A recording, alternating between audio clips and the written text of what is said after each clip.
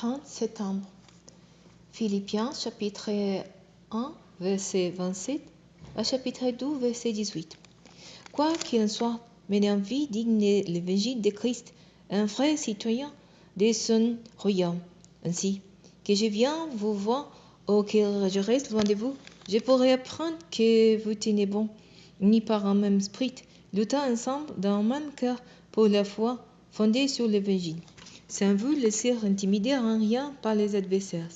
C'est pour eux les signes qui seront à leur perte, et pour vous celui que vous êtes sauvés. Et cela vient de Dieu. Car en ce qui concerne Christ, Dieu vous a accordé la grâce non seulement de croire en lui, mais encore de souffrir pour lui. Vous êtes en fait engagés dans le même combat que moi. Ce combat que vous m'avez vu soutenir et que je soutiens encore maintenant, comme vous le savez. N'avez-vous pas trouvé en Christ un réconfort, de l'amour un encouragement, par l'esprit en communion entre vous? N'avez-vous pas de l'affection et de la bonté les uns pour les autres? Rendez donc ma joie complète, tendez à vivre en accord les uns avec les autres. Et puis cela, ayez le même amour, en même pensée, et tendez à un même but. Ne faites donc rien par esprit de rivalité, ou par un vain désir de vous mettre un avant. Au contraire, par humilité, considérez les autres comme plus importantes que vous-même, et que chacun regarde non ses propres qualités, mais celles des autres. Tendez à vivre ainsi entre vous, car c'est ce qui convient quand on est uni à Jésus-Christ.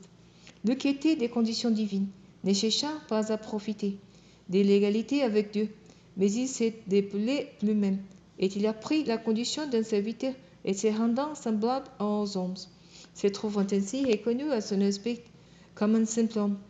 Il s'abaissa lui-même en devenant obéissant jusqu'à subir la mort. Oui, la mort sur la croix.